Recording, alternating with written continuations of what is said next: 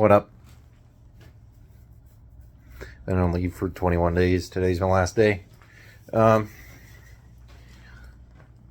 felt like making bullshit content, really. Anyways.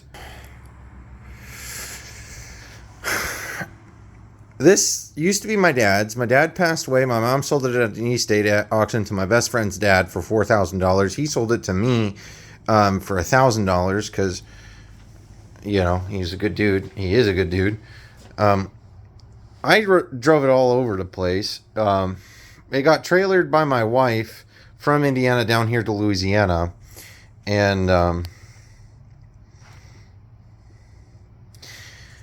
so...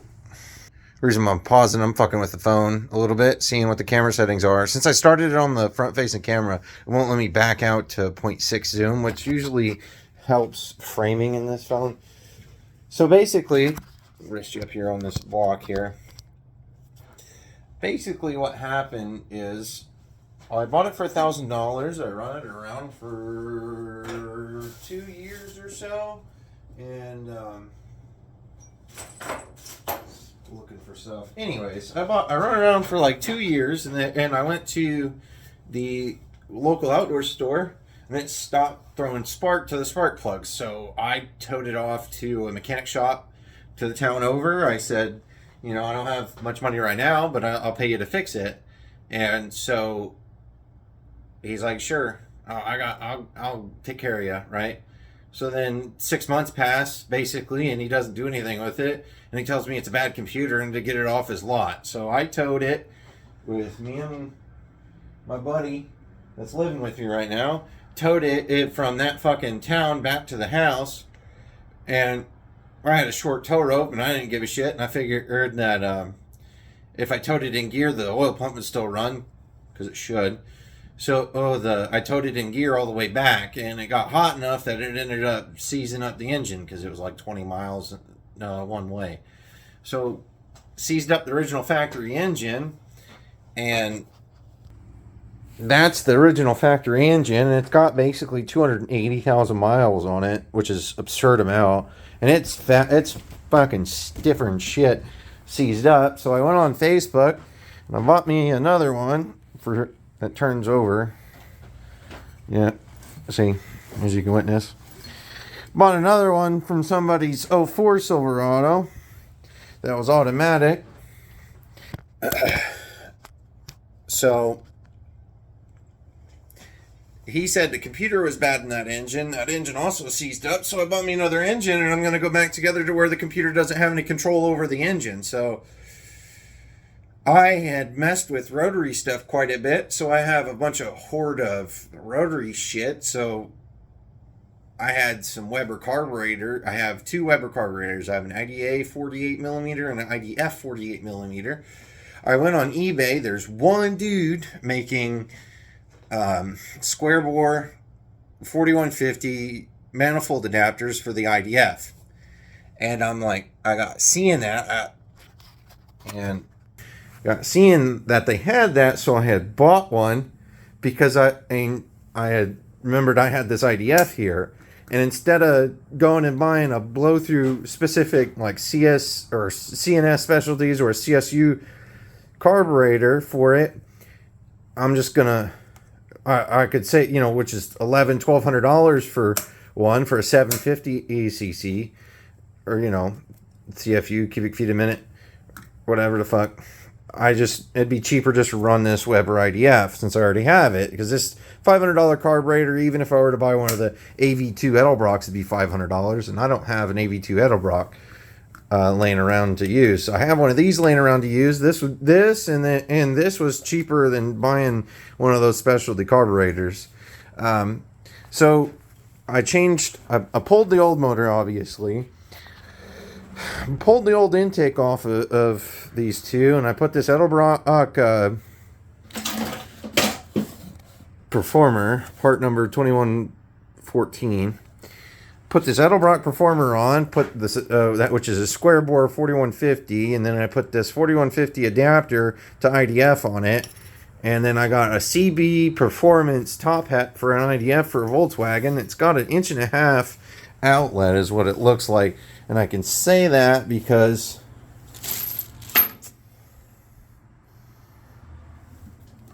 yeah, hold on.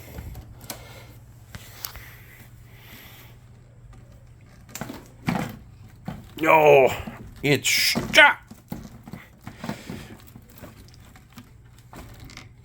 Anyways, I got this rubber boot from fucking Lowe's. It says 1.5 to 1.5 and it fits on the turbo and it fits nicely over this fitting here. So what I'm gonna do, and it's since I already have it out and I have this and that, and you can, Volkswagen guys will put 10 pounds through there. eBay also sold turbo manifolds for these 4.3s. So I'm going to come back together with iridium spark plugs and IDF and this Amazon special distributor, you know, with the pigtail I bought. I'm going to come together with the distributor and the carburetor and blow through on a Weber. So that way I can get this truck up and running. So then it'll have a little bit of power to it. Eventually, maybe, hopefully, I'll take and, yeah, see all the rust. It was from Indiana to Louisiana, you know, and Indiana has a bunch of fucking rust on it.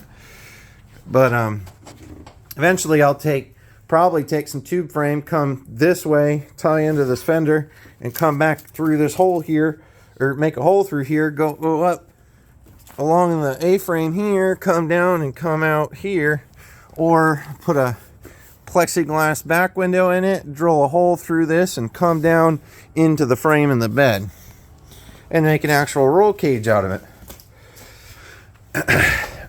But for now, I'm going to stick that engine in here. I'm going to turbocharge it and I'm going to tune it, and I want to see what these Webers will actually do with blow through.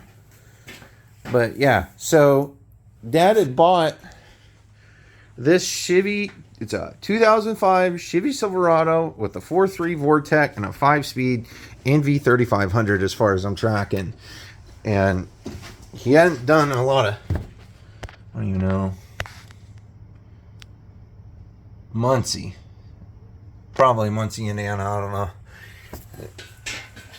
It's got the hydraulic slave cylinder as a push style instead of a fork doing it. But he had bought this thing brand new in 2005 for not quite $16,000.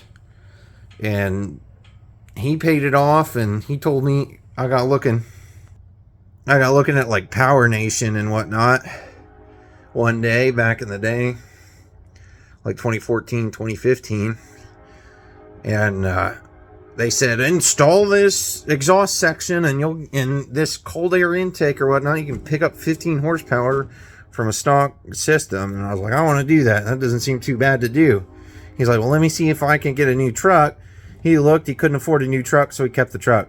This thing ran service for water wells most of its life, because he had built a square little 6-inch tall bed width, bed length drawer system for all of his tools and his plumbing and fittings and stuff to run service calls for water wells, for residential water wells, because that's what we did for a living. Yeah, so he bought this thing in 2005. He bought it brand new and wouldn't let nobody touch it pretty much the whole time until he was too sick to move to do too much and work. So he let his help run it, and his help didn't give a fuck about it. So Buddy Boy's dad needed a decent truck, so he bought it at the auction for $4,000. And I come around, and I didn't have an opportunity to buy it from the auction. I was too busy doing other stuff, and I didn't have the money.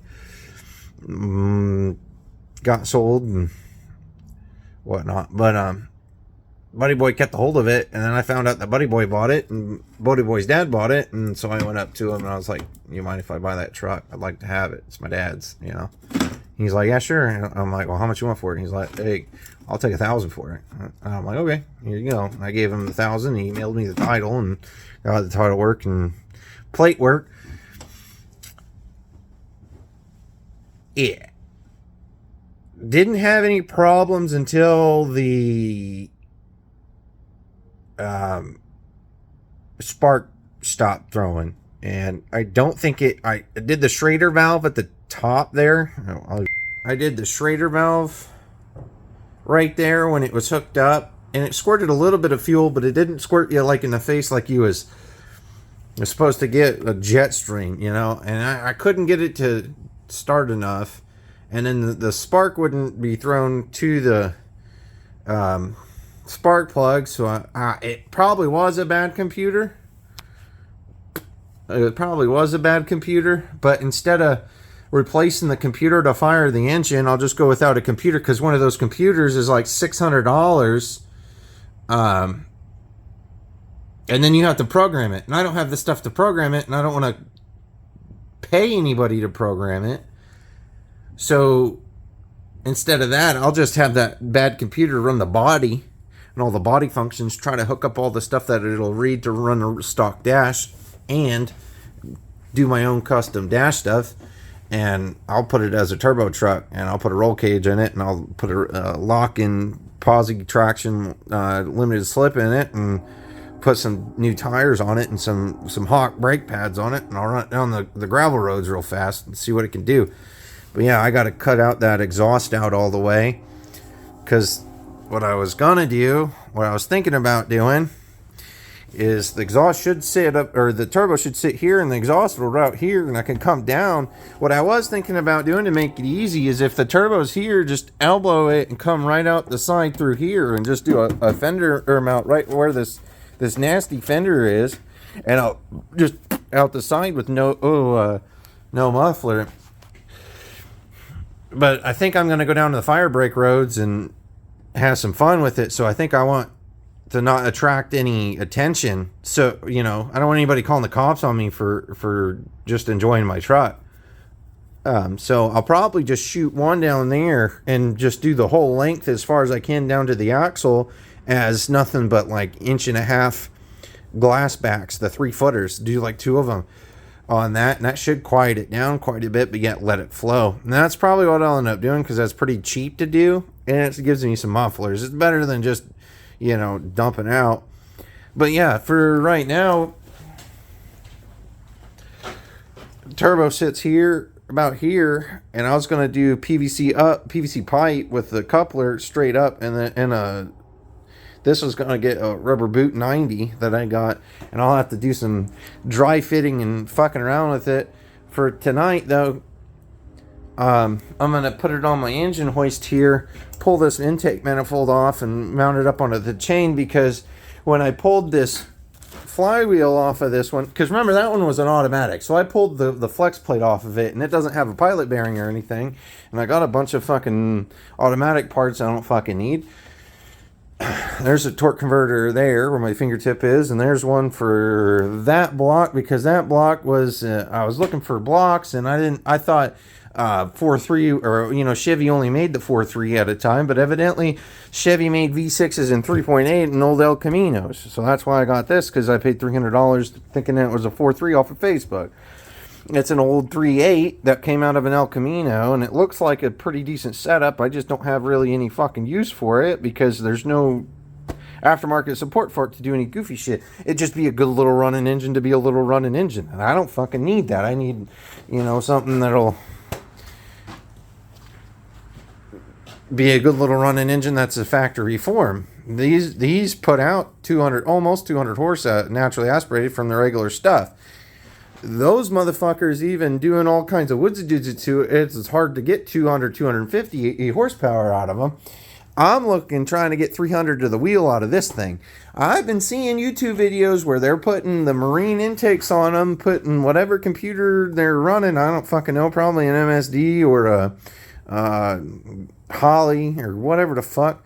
And they're running 14, 15 pounds of boost and getting 400 horsepower out of them to the wheel. They're pretty stout little motors. I haven't seen anybody actually blow one of these up with as much fucking pressure as they could put to it. I don't intend to run anything more than what this carburetor will handle. That's what I'm going to see. That's the great mystery, is what can these carburetors blow through and handle, and what's the problems with them. Because you never see anybody really blow through Weber IDFs on anything but a fucking Volkswagen. Well, since there's an adapter here, you can fucking do it. So, but yeah, I went back to my A1 story.